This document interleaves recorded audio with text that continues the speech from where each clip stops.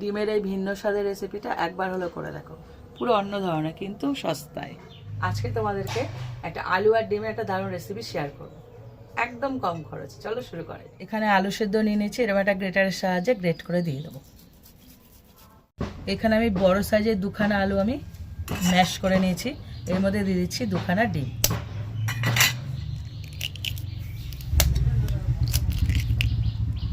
এর মধ্যে একে একে আমি সমস্ত উপকরণগুলো দিয়ে দেবো। প্রথমে দিয়ে দেবো আদা বাটা, পেঁয়াজ কুচি, কাঁচা লঙ্কা কুচি, স্বাদ অনুযায়ী লবণ, সামান্য লঙ্কার গুঁড়ো, ভাজা জিরের গুঁড়ো, গরম মশলার গুঁড়ো আর একটু ধনেপাতা কুচি। এবার এটাকে ভালো করে হাত দিয়ে মেখে নিতে হবে ডিমের সাথে। এবার একটা মাটির তাওয়া নিয়ে নিচ্ছি, তোমরা যে কোনো তাওয়ায় করতে পারো। তো এর মধ্যে দিয়ে দিচ্ছি তেল। তেলটা পুরোপুরি গরম করে নিয়েছি। এবার এটার মধ্যে পুরো এই যে আলু সেদ্ধ আর ডিম মাখাটা দিয়ে দেবো। পুরো যেভাবে অমলেট বানাও না ওরকম চেপটে দেবে পুরো ধরে। দেখো যতক্ষণ না পুরোপুরি নিচেটা পুরো ভাজা হচ্ছে ততক্ষণ মতো এটা উল্টানো যাবে না।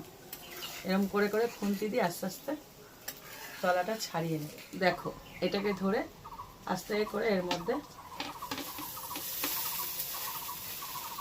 এটাকে উল্টে আবার তাওয়ার মধ্যে ওই পিঠটা সেঁকে নেব, মানে ভেজে নেব। এটা পুরোপুরি হয়ে গেছে দু পিঠ। এবার এটাকে নামিয়ে নেব, খুব সাবধানে নামাতে হবে। ডিমের ওগুলোকে আমি পিস পিস করে নিয়েছি পুরো। এবার তেল বসিয়ে দিচ্ছি, দিয়ে দিচ্ছি ফোড়ন, ছোটো এলাচ আর দারচিনি আর দুটো তেজপাতা।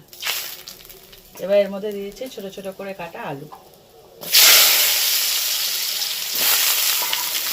আলুগুলো একটু ভেজে নিতে হবে, তারপরে দিয়ে দেবো পাঁচফোড়ন ওপর থেকে, এটা দারুণ একটা ফ্লেভার দেবে। তো এটাকে ভেজে নিতে হবে।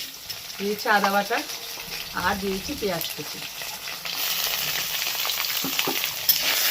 পেঁয়াজটাকে হালকা ভেজে নিয়ে এবার দিয়ে দিচ্ছি রসুন কুচি আর চেরা কাঁচা লঙ্কা, দিয়ে দিচ্ছি টমেটো কুচি।